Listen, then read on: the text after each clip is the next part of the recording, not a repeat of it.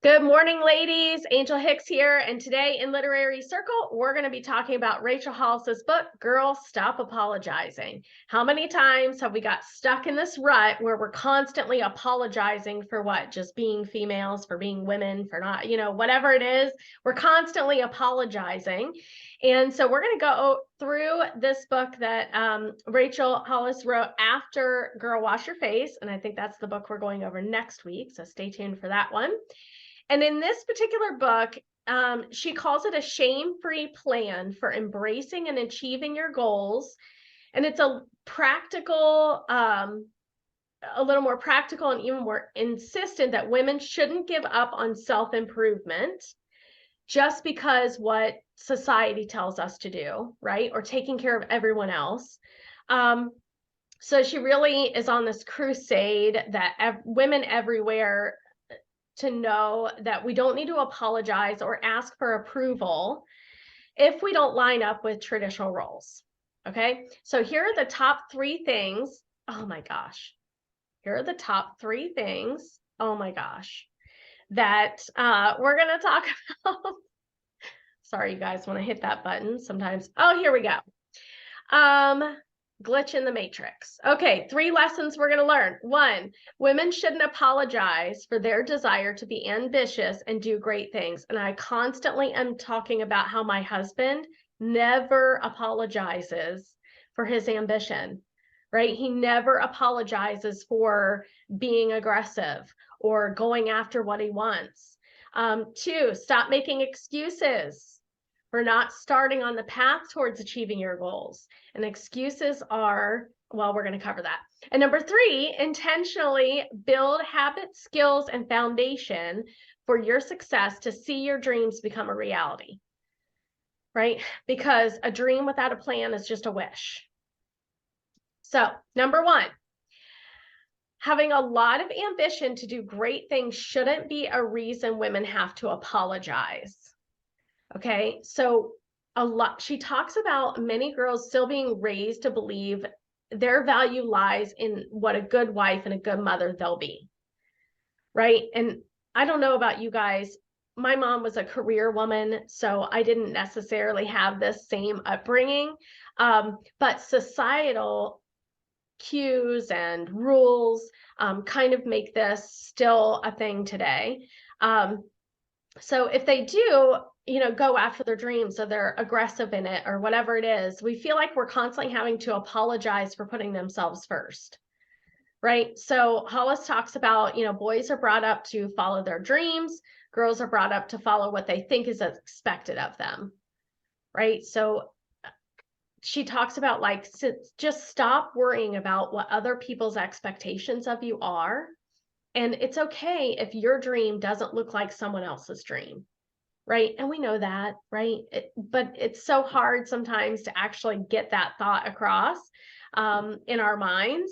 So she says, tear down your self-limiting excuses and start replacing them with empowering behaviors. And we talk a lot in this group, particularly in Literary Circle, about empowering behaviors, right? And taking control over our day and our calendar and our thoughts and our minds. And so really replacing those kind of self-limiting, she calls them excuses, but beliefs, and start replacing them with those empowering behaviors can start getting you to the point where you don't feel like you need to apologize anymore. So number 2, moving forward towards achieving your goals starts when you stop making excuses. Okay, and these 3 excuses are kind of the top ones that she talks about in the book. And the first one is stop looking for free time to start working on your goals, right? When I get a minute, I'll start doing this thing and I'll start going for it when I have time. And she says, start making time for them. And one of the things that she talks about is putting it on your calendar. Like during this time, twice a week, I'm going to do nothing but focus on what my goal is. Right? So that's the first thing. Number 2, don't let past experiences ruin the success of your future. So this is that limiting belief excuse. So past experiences where maybe you have failed or somebody told you something, some story that's BS now. And you're using that as a stopping point to moving forward. She says, put all that past experience behind you, chalk it up to a learning opportunity, and move on towards your success.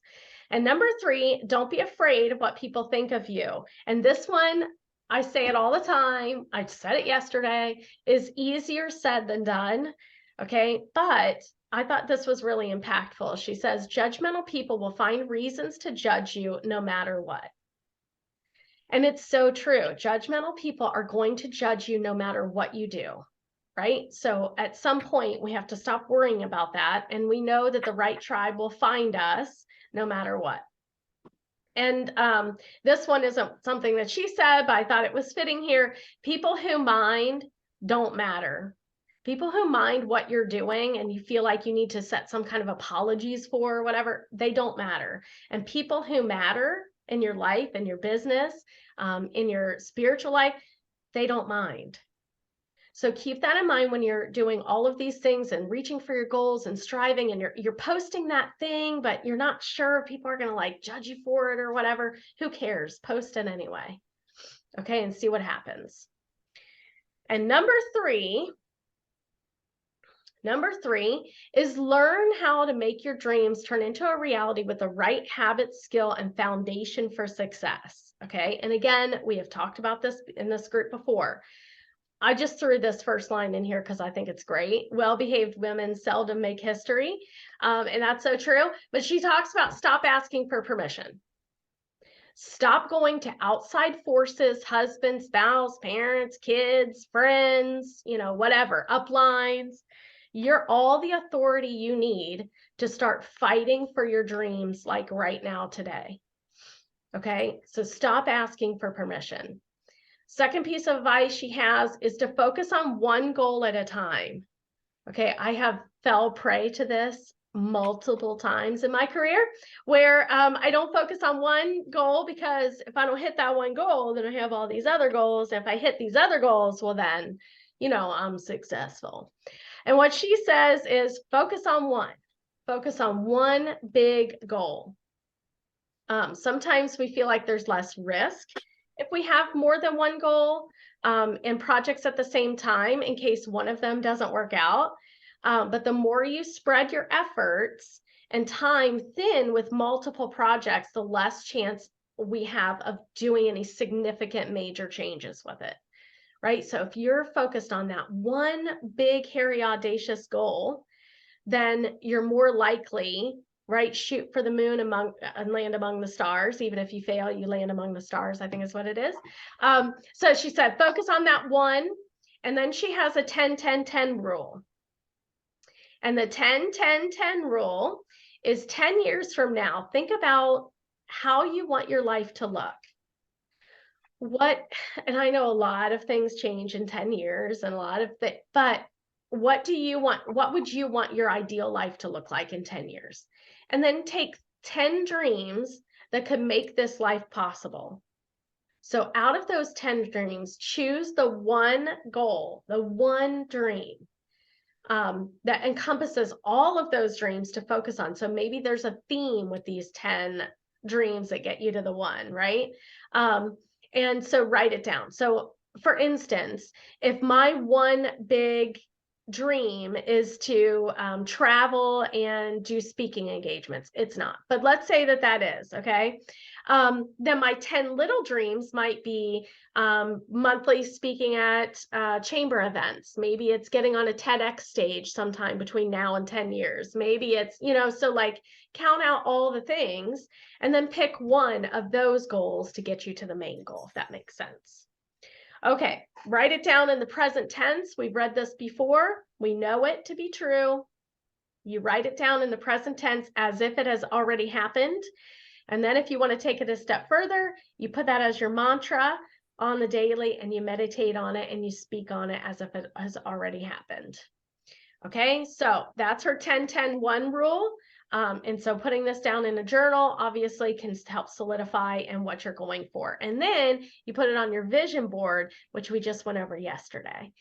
All right, so the basic points of this entire book is 1, learn to conquer shame and doubt. Okay. And we're going to hit some Brene Brown books next month. And we're going to talk all about that. But that's a point that she touches on as well here. Stop making excuses. We know that to be true. And 3, live an unapologetic, excuse-free life. Wouldn't that be amazing? She says to achieve your goals in life, you need to let go of excuses and stop apologizing. And thank you to my friend Polly, who told me a couple weeks, girl, stop apologizing. You're about to go over this book. You've apologized enough. And I was like, okay, thank you. You're right. But we often walk away from challenges due to low self-esteem, pressure from society, or just bad habits, right? So we have to let go of excuses and stop letting others dictate where our lives are going and what we deserve and what we want, and start just reaching for whatever that is. So our breakout questions are: 1, do you take time to write out your strategy for your goals? So we talk a lot about goal setting and SMART goals, and we've done that all month long. But do you actually have a strategy to get from point A to point Z? And do you add the action items to your calendar? So are you like intentional about getting those goals?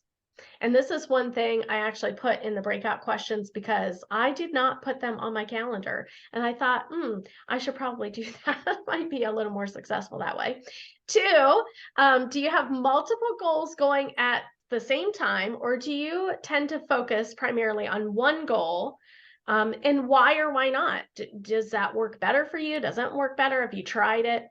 And then 3, what do you think you could do to improve your confidence in this, in stopping to apologize?